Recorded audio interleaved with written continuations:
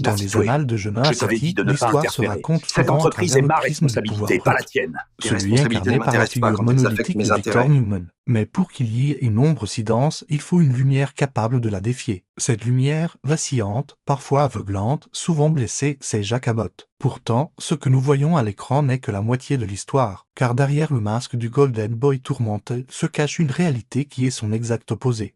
Un paradoxe vivant qui donne au personnage toute sa profondeur, pour comprendre véritablement Jack Abbott, le prince déchu de la cosmétique.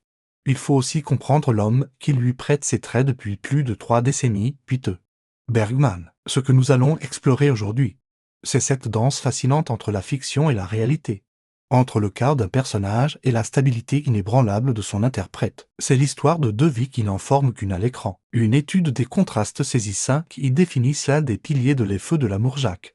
Abbott est né avec une blessure originelle, une faille sismique dans son âme de l'abandon. Sa mère, Dina Mergeron, a quitté le foyer, laissant derrière elle un petit garçon qui passera le reste de sa vie à essayer de combler ce vide béant. Toute la psychologie de Jack, son impulsivité, son besoin désespéré de validation, sa quête effrénée d'amour, découle de ce traumatisme initial. Il est l'éternel enfant qui attend sur le pas de la porte que sa mère revienne et c'est ici que le miroir nous offre un premier reflet saisissant, car l'homme qui incarne cette blessure d'abandon est lui-même le produit de l'opposé absolu, la structure, la rigueur et la présence. Peter Bergman n'est pas un enfant perdu de la haute société. Il est le fils d'un officier de la marine américaine, né sur la base de Guantanamo. Son enfance n'a pas été marquée par le vide, mais par la discipline militaire, les déménagements fréquents et un sens aigu du devoir et de la famille. Là où Jack Abbott navigue à vue, guidé par ses émotions blessées, Peter Bergman avance avec la précision et l'éthique de travail d'un soldat. C'est cette base solide, ces racines profondes dans la réalité, qui permettent à l'acteur de plonger sans se perdre dans les abysses émotionnels de son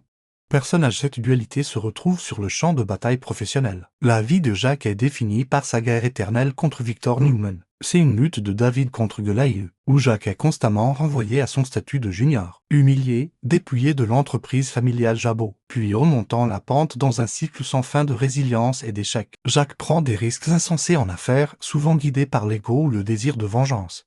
Et on paie le prix fort. Peter Bergman, lui aussi, connaît le risque, mais d'une nature différente. En 1989, il a fait le pari le plus audacieux de sa carrière. Le rôle de Jack Abbott était déjà tenu par un acteur immensément populaire. Reprendre un tel rôle dans un feuilleton quotidien est souvent considéré comme un suicide professionnel. Le public résiste au changement, mais Bergman, avec cette discipline héritée de son père, n'a pas abordé cela comme un coup de tête à la Jack Abbott, mais comme une mission. Il a travaillé avec une rigueur acharnée pour s'approprier le personnage, pour le redéfinir sans le trahir. Là où Jack échoue souvent par manque de préparation, Bergman a triomphé par excès de préparation. Il a transformé un risque immense en une carrière de plus de 30 ans, récompensé par de multiples Emmy Awards, prouvant que la stabilité et le travail acharné sont les véritables moteurs du succès. Loin des montagnes russes de Genin Assaty, mais c'est dans le domaine du cœur que le contraste entre la fiction et la réalité devient le plus vertigineux, presque poétique. Jack Abbott est l'archétype du romantique tragique. Son cœur est un champ de ruines, un cimetière de mariages ratés et de passions destructrices. Il a cherché l'amour dans les bras de la femme de son ennemi, Nikki Newman.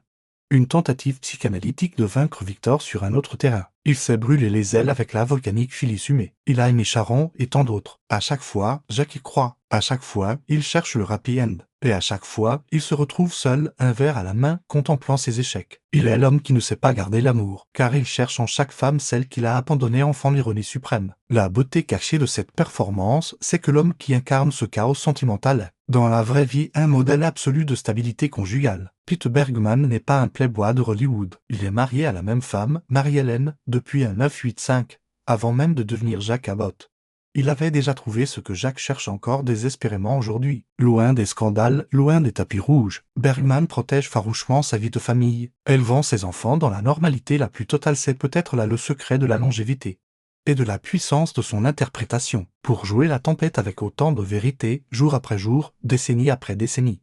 Il faut avoir les pieds solidement ancrés dans le calme. Peter Bergman utilise la sérénité de sa propre vie comme un port d'attache sûr, ce qui lui permet de faire naviguer Jack Abbott dans les eaux les plus troubles sans jamais sombrer lui-même. Il prête à Jacques sa vulnérabilité, ses larmes, sa passion. Mais il garde pour lui la sagesse et la paix au fil des années. Les cheveux de Jacques ont blanchi, son visage s'est marqué. Et le personnage a fini par acquérir une certaine forme de sagesse, souvent née de la douleur. Il a fait la paix avec sa mère mourante, bouclant la boucle de sa souffrance originelle. Il est devenu le patriarche qu'il cherchait tant à impressionner. Mais il reste, fondamentalement, un homme de passion et de faille l'héritage de Jonah.